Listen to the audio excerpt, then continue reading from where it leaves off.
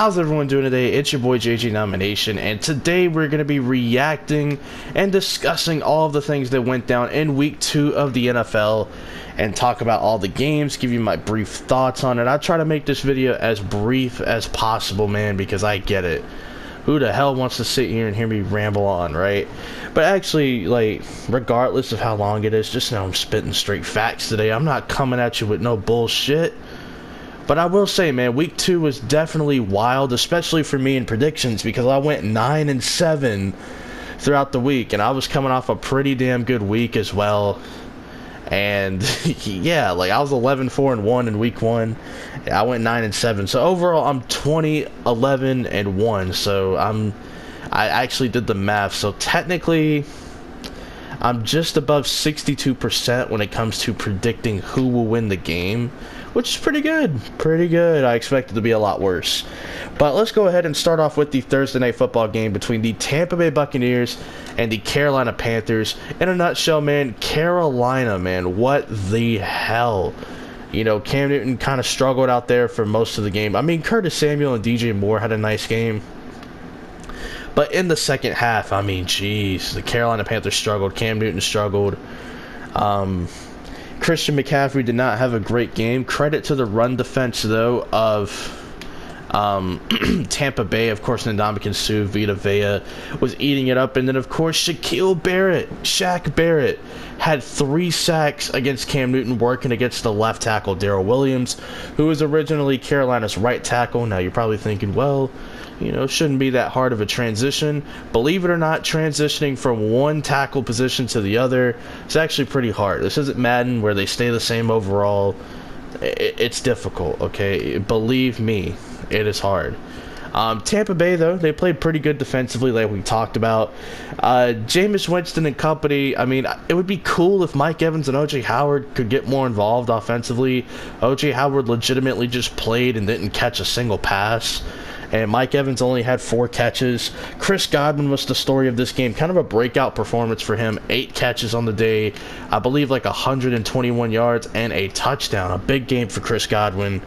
And they were able to run the ball pretty decently. Pretty good, at least with Peyton Barber. Would have liked to have seen more Ronald Jones, but we didn't. It's okay, though. Overall, Tampa Bay won the game 20-14. Good win for them. Getting a early win in the division is always a good thing. It helps, you know, start momentum. Cardinals at Ravens. I'm going to spend a little bit more time on this game compared to any other game. I know a lot of people still don't think Lamar Jackson is like a good quarterback or whatever, and I get it, man. 2 weeks into the season, kind of hard to tell. A lot of frauds early on in the season.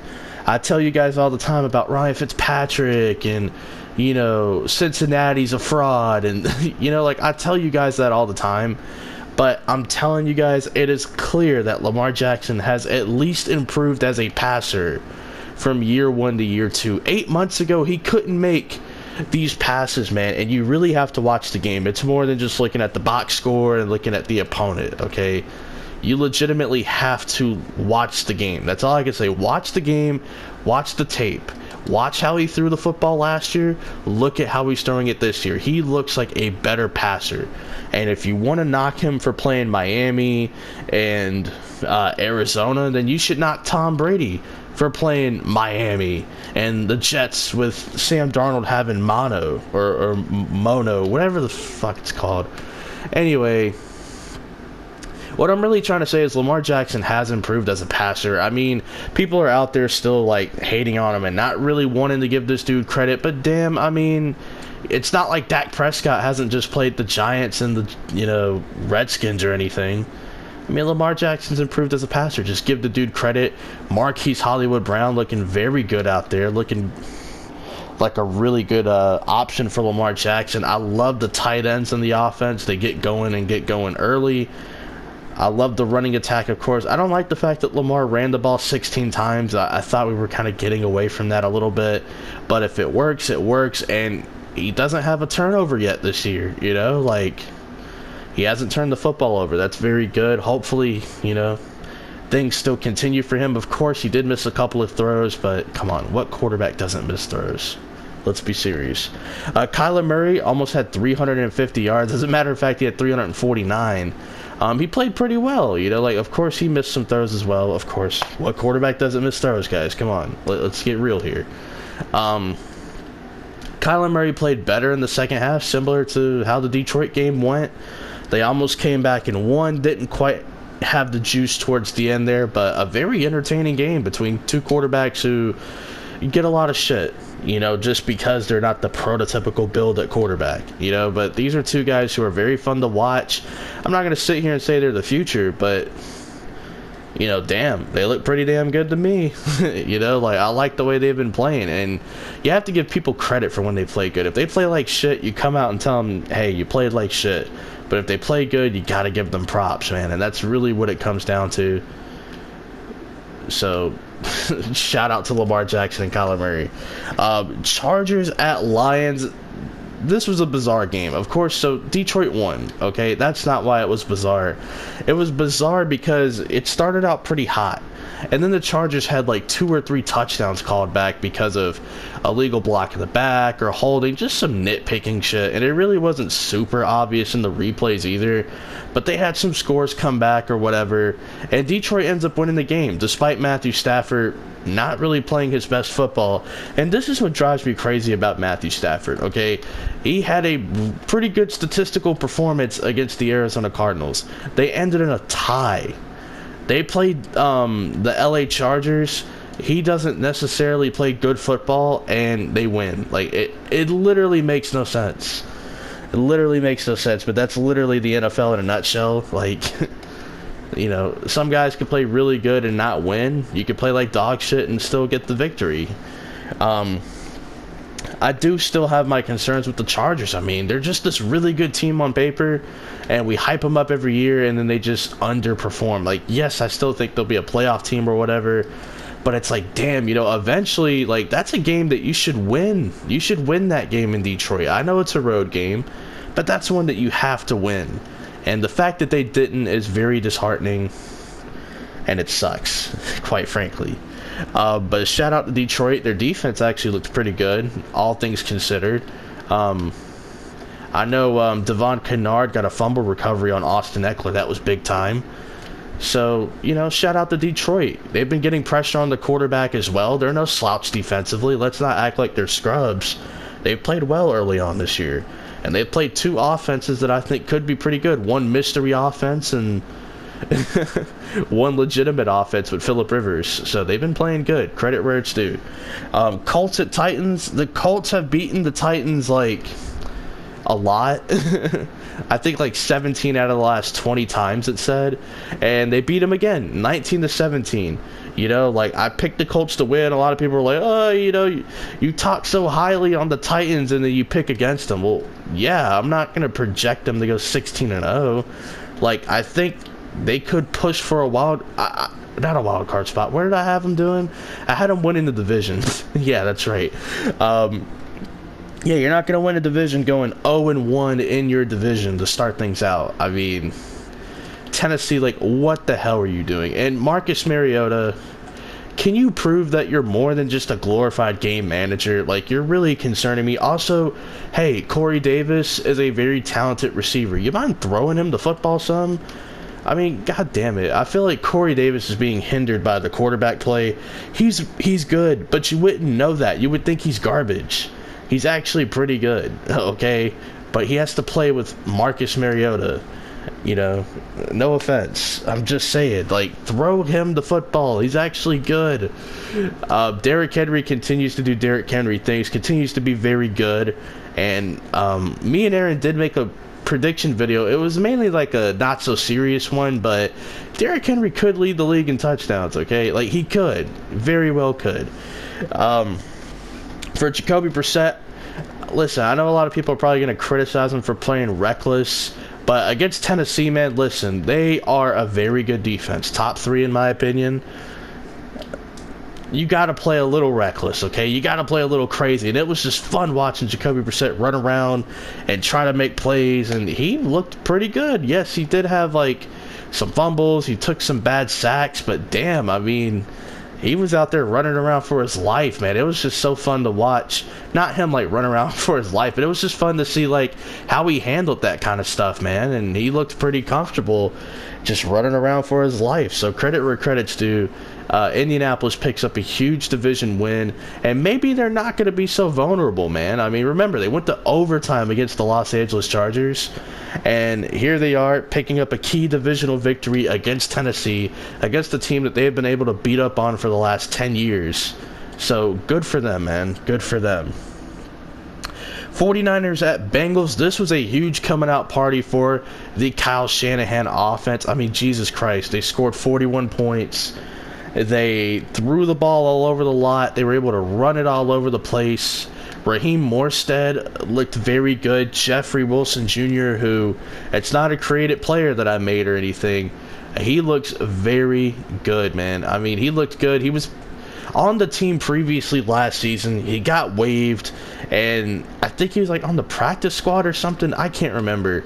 And then they called him up to the roster 2 days prior to the game, and he ends up coming away with 2 touchdowns, I believe. And then Deebo Samuel balls out.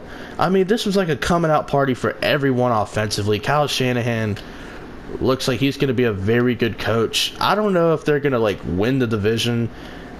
As a matter of fact, I think I know, because I predicted them not to. I don't know. I don't think they'll be a playoff team, but they're going to be fun to watch, and they're going to be a hard matchup for anyone. I know my Green Bay Packers have to play this team, and I'm not looking forward to it. As for Cincinnati, though, yeah, not good. Their defense was not good. Even though William Jackson did have an interception, the fact that you gave up 41 points, I mean, damn, Cincinnati. Damn. And John Ross got a garbage time touchdown. Like, I'm supposed to take that into consideration with anything? Like, no. Come on now. Good job, 49ers. Jaguars at Texans. Gardner Minshew versus Deshaun Watson. I know that was very cringy, but Gardner Minshew, man. Minshewing up defenses, I say. And Gardner Minshew, you know, he looked pretty good in this game, okay? Yes, he's taking some sacks, fumbling a little bit, but, man, he's running around. It's similar to Jacoby Brissett, running around for his life, just trying to make plays, you know, playing a little reckless. I don't mind it, man. The dude's a 6th-round pick at quarterback, filling in for Nick Foles, who they paid all this money to. It's okay, man. Let him run around and go wild, man. Let him go crazy, because he looks good and he's having fun out there. It's similar to Jacoby Brissett. Andrew Luck retires. This guy has to come in and fill in for at least the next 3 seasons, because remember, he has an extension. Gardner Minshew, man, just going out there and having fun. I like it. Jacksonville looks pretty entertaining too, and Chris Conley and DJ Chark. Who would have thought those would have been the 2 go-to receivers for Gardner Minshew? But it has been, man, and I can't wait to talk about Waiver Wire Wednesday, because I can almost assure you both of those guys will probably make the video. As for Houston, I mean, Deshaun Watson, in a game where Yannick Ngakoue, Miles Jack, and I think a couple others didn't play, man. I mean, Jacksonville's a tough matchup, okay, defensively, and they are going to wreak havoc on the offensive line like they did. Deshaun Watson was sacked 4 times, okay, surprised he's still being able to walk. But he got a rushing touchdown in this game. Hopkins versus Ramsey, that was a good matchup. Both of their guys got their individual wins here and there, but of course the receiver is going to win that matchup. I mean, it's a offensive league. It's hard for the defender to really win that matchup. But the big story of the game is, of course, a part of my NFL news video, so you can hear more about that, because this is a separate upload. But overall, Carlos Hyde ran the ball pretty well. You know, I wish they'd get Duke Johnson more involved. I have him in fantasy, and, you know, I feel like they're not using him correctly. You know, it'd be pretty cool if he could do something. Vikings at Packers. I picked the Packers to win, and I'm pretty sure a lot of people are going to be like, oh, you're just biased. You're going to pick them every week. Yeah, you're right. I'm probably going to pick them every week. Nah, I'll pick them to lose. I'll pick them to lose eventually when I actually think they're going to lose. But the Packers came out hot on offense, and then they cooled off, and it pissed me off as a fan. But credit to Mike Zimmer and that defense, where they were able to make adjustments, making sure that, you know, Green Bay didn't just throw it all over the lot. I mean, Devontae Adams made a lot of plays. I love the fact that we're running the football as well. Aaron Jones had himself a day, had over 25 touches as well, which is something that I was saying like needed to happen for a while. You know, I'm sick of him only getting like 13 to 15 touches. This guy needs 25 touches. He's very talented, gets a lot of yards per carry, per touch. Just a very talented guy. The offensive line still concerns me, though. The guard play, not good. Like, I know Billy Turner's been there for a cup of coffee, but Jesus Christ, dude, you need to hold up your blocks a little bit longer than 1.5 seconds. Like, that'd be cool. Lane Taylor's garbage. They were actually cycling in rookie center/guard Elton Jenkins, who has experience playing all 5 positions on the line. He was actually cycled in and out, playing here and there. But the defense, man, the story of the Packers is the defense. That hasn't really been a story for a long time. Preston Smith had an interception off of a tipped pass. Kevin King called game with his interception in the end zone, covering Stephon Diggs. And, you know, the pressure that we were able to get on Kirk Cousins as well. Like, this defense is playing very well. And I know people are going to make excuses. They're going to move the needle for the Packers defensively. Like, oh, it's against Mitchell Trubisky, though. And then this week it was like, oh, it's against Kirk Cousins, though. And if we play good next week against Denver, oh, it's against Joe Flacco, though. Like, regardless, people are going to be haters and people are going to move the needle. It's the same thing with Lamar Jackson. Like, everyone says the same shit about, oh, he played Miami and he played Arizona. Ugh. It's like, man, we're going to get to a point where you can't move the needle anymore. And they're just going to continue to ball out. Like, the defense is looking very good for Green Bay.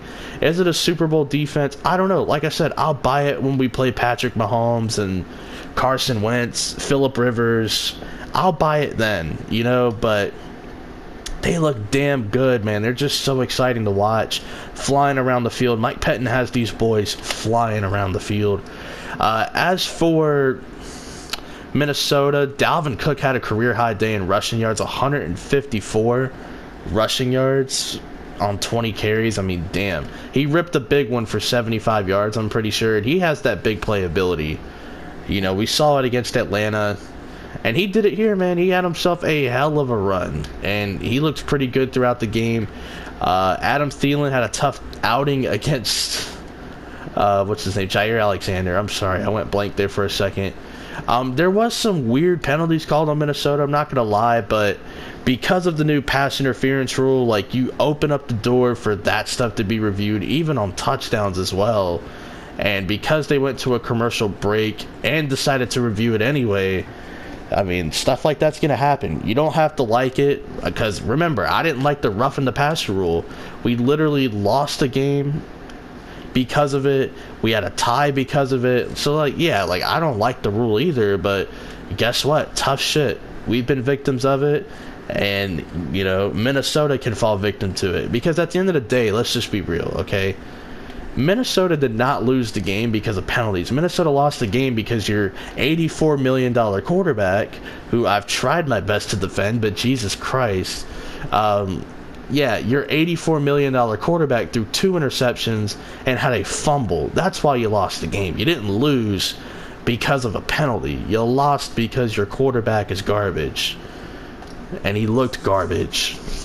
But bottom line, shout out to Green Bay, 2-0, and 2 early victories against division rivals. Hey, what do you know? Similar to another team that we're going to talk about right now, the Dallas Cowboys. They went into Washington, took on the Redskins, and they took care of business, man, 31-21.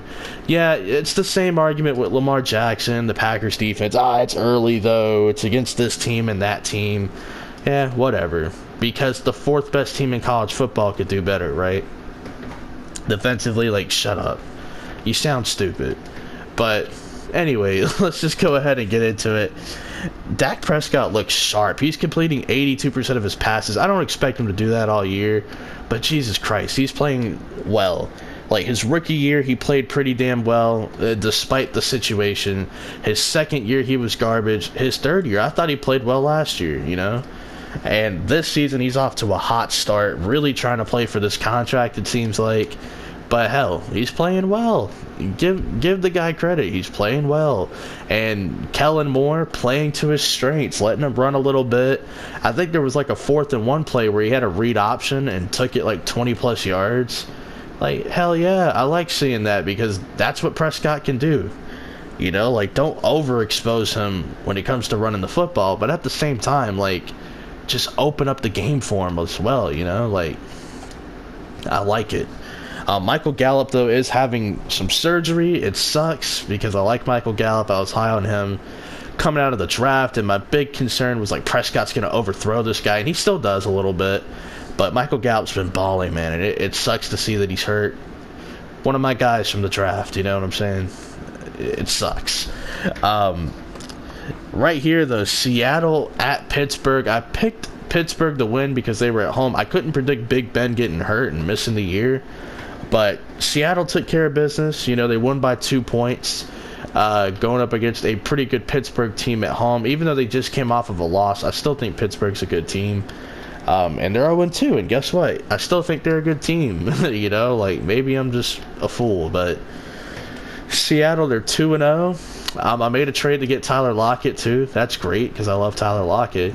And he had 10 catches in this game against Pittsburgh, and he played well, so credit to him. Loving DK Metcalf. He got himself a touchdown as well. Russell Wilson, he's just an exciting player to watch, you know. And Chris Carson did have that fumble. Oh, well, tough shit. I hate it for him. But Pittsburgh with Mason Rudolph, we're going to get to see a lot more of that.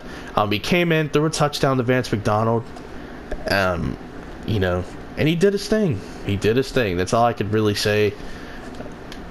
So, yeah, we'll see more of Mason Rudolph. And when it comes to Seattle, good win. Facing New Orleans next week, they'll be starting Teddy Bridgewater, but we'll get to that here in a second. Bills at Giants. Hey, man, Josh Allen doing his thing. They've done a good job of playing to his strengths and putting talent around putting the talent based on what he can do around them. I mean, that's what you're supposed to do. You're supposed to help your quarterback. So you can't really fault a team for doing that, you know? Like, you're supposed to help them. And this defense is pretty good, you know? Yeah, you can say it was the Giants, though. Like, y'all bitch about everything else, right? But the Bills' defense is good. They had the #1 pass defense last year in terms of yards given up. They didn't really allow a whole lot of passing touchdowns either. Their secondary is legit. Sean McDermott is a good coach on that side of the football. I wish their run defense was better because it's really not that good. But we're going to see more of it. You know, we're going to see what the Bills can do moving forward. Patriots and Dolphins, yeah, that was a game, huh? But Antonio Brown was the story of the game. He had 4 catches, led the team in catches. He also had a touchdown as well. Good for him, man. Just like seeing him going out there and just staying focused, playing football despite everything that's going on with him. Legal trouble coming his way all of a sudden, ironically, because he's on the Patriots. But you know, it's just good to see him out there, man. Just seeing him focused and playing football. Miami, they suck. I don't really need to talk about them a whole lot, but I will say we saw Josh Rosen come into this game again. He went 7 of 18. I think he got hurt as well, but I think he's okay. Like, not anything too severe. Josh Rosen, I'm just going to say it, like, he's not in a position to succeed, therefore he is going to be garbage. I mean, until he gets into a position where he can actually stand on his own 2 feet and succeed and have weapons, like, he's going to be terrible. He's not an elevator of talent. He's a guy that you have to help out. So, help him out, damn it. Miami ain't doing him no favors. Trade him. Something. Shit. I mean, you traded Minka Fitzpatrick. You're talking about trading Kenyon Drake. Trade him too. I mean, what the hell? Seriously. Okay, let's just move on to the next game. I don't even want to talk about them anymore. Chiefs at Raiders. You know, Patrick Mahomes threw for 270 plus yards in the second quarter. In the second quarter. Okay, this guy is just insane. Okay, Demarcus Robinson had him a game as well. Mecole Hardman had his first touchdown in this game. And it's interesting, man, because I put out a post, man. I was like, yeah, you know, Derek Carr, I give him credit. He's looking good with John Gruden early on. And he throws a freaking pick like 30 minutes later. You gotta be kidding me. This is why I can't say nice stuff about people I'm critical of. Because it always comes back to bite me. Like, I'll be like, yeah, you know, this guy had a great game. Despite my criticisms of him. Like, yeah, this guy's playing well. And then he just shits the bed later on. Like, I can't be nice to people, man. I can't be nice to people that I constantly take a big shit on. Like, why? The moral of the story, Kansas City held, what's their face to 10 points? Oakland. So good for them. They face Lamar Jackson and company next week. We'll see how that goes. Saints at Rams. We talked about Drew Brees in the NFL update video. It's on the channel. Go check it out. I recommend it. Yeah, Drew Brees is going to miss 6 weeks at the very least with a thumb injury. Projected to come back against the Falcons after the bye week. Or he could come back for that Cardinals game. I say he misses the Cardinals game and he comes back for that Falcons game. That's just my prediction. But Teddy Bridgewater came in, he kind of managed the game, but they weren't going to win the game anyway. Even though I picked them to win, just the game was like telegraphed, and it was more than just a weird call. You know, they just didn't play well. Their defense didn't play well. You know, it's just the story of the game. You know, the Rams, Aaron Donald got hurt. He came back in and played. But yeah, I mean, I don't really have much to say about this game, to be honest. I mean, it kind of is what it is. It really wasn't that exciting of a game, despite all the hype it got. Like, it really didn't live up to it. It was just kind of a whatever, oh, cool, it's on the TV, let me watch it type of game. It really wasn't that interesting. I know, I'm taking a big shit on the game. Oh, well. Bears at Broncos. The Bears won thanks to a field goal kicker. Imagine that. Eddie Pinheiro with the 53-yard field goal. Good stuff. I kind of wish they would have lost, but oh well, we're playing Denver next week. They're 0-2. I'm scared because it feels like a trap game. Oh, that's because it is, you know, no big deal. But damn it, Chicago taking care of business.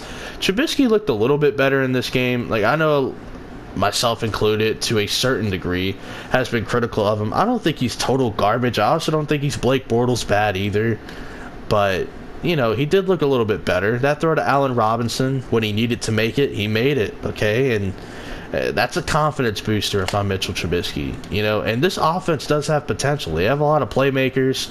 I like the rushing offense. I like the fact that they're giving like 6 different guys a carry, you know, or more in the offense. Like, that's just so cool. Like, I like that. I'm into running the football and stuff. So they have like Tariq Cohen getting carries, Mike Davis, David Montgomery. I think Taylor Gabriel got a sweep. Cordell Patterson got a carry. Trubisky got going. Like, I like seeing all these guys getting carries and getting involved, man. Like, it's just so cool.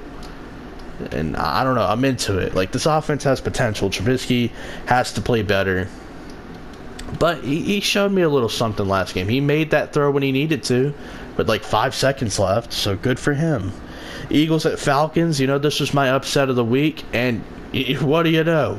I finally got an upset of the week right. The Falcons took care of business against the Eagles. Very sloppy game for both teams, but the Falcons came out on top. Wentz made one throw falling to his knees, man. That was, you know, an MVP throw. I'm just going to say it. He didn't play well overall, but, you know, in the second half, he started to play better, and that was an MVP caliber throw. I don't care what anyone says. Dude was falling to his knees, and it was 3rd down. He needed to make that play, okay? Matt Ryan threw 3 interceptions. You know, a lot of people are very critical of Matt Ryan. I think I'm going to give him a pass for at least one of those interceptions. It was a tipped interception. The one where he airmailed it, no excuse for that. The one where he blindly threw it in the end zone, no excuse for that. You know, like, those are interceptions that are very uncharacteristic based on, like, my assessment of Matt Ryan. I don't think he's terrible, believe it or not. Like, there are people out there who actually think this guy's terrible. I think he's a top 10 quarterback. I've been pretty vocal about if he wins a Super Bowl, he can move up into the elite category. Like, I've said that before, okay? So that just tells you how I feel about Matt Ryan. I don't think he's total garbage. Like, some people actually believe this dude sucks, and it's kind of unbelievable. You know, he's not terrible. Like, yes, does he annoy you at times? Yeah, every quarterback does, believe it or not. Shocker.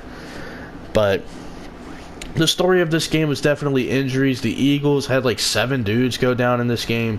It's unfortunate, man. I hate injuries. It's a part of the game, unfortunately, but damn, even with all the injuries, they almost overcame it. And shout out to Jake Matthews, man. The block of the game on that Julio Jones touchdown. I mean, that's why you pay a left tackle, okay?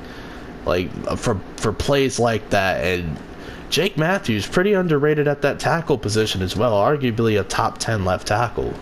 Okay, like, and I know you're probably like, oh, it's just one play. Chill, dude. Like, nah, man. Jake Matthews plays pretty well. You have to watch this dude consistently. He actually plays well.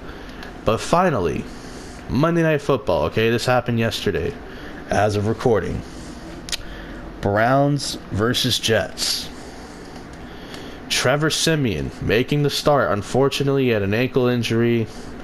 It took him out of the game. They brought in Luke Falk, who they just called up to the roster like the day of. But he's been playing for that team in the preseason. He's gotten good reps, so it's not like he doesn't know what to do. And he managed the game. They just couldn't score points. Le'Veon had a fumble in this game as well. But the story of this game was Odell Beckham. He had an 89 or an 88-yard touchdown, 77 yards after the catch, which is incredible, kind of unheard of, but 77 yards after the catch for that touchdown play. He had, I believe, 8 catches, 160 yards, and then the touchdown. Like, he played well, you know, credit where credit's due. Nice to see Odell kind of reminding people that he is, you know, top 5 in the game, arguably top 3 depending on who you ask. It's just good for him to remind people, because I feel like people forget how, like, dynamic Odell is. David Njoku basically got knocked out of the game. It was sad to see, man. I like David Njoku. He got hit in the air by Nate Hairston, and it kind of just knocked him out of the game, unfortunately. Overall, like, Baker played better. He still had an interception, but they won the game, and, you know, Cleveland's off to a 1-1 start. You know, we'll see what they do next week and moving forward. I'm very interested to see this Cleveland team. Nice to see they get a win, though, create some momentum, and that's just what you like to see. Next week they play the Los Angeles Rams on Sunday Night Football. That's going to be an intriguing matchup. But hopefully you guys enjoyed, man, hearing my thoughts on all of your teams, the ones that you like, dislike, criticize for no goddamn reason, but yeah, peace out, guys. Enjoy.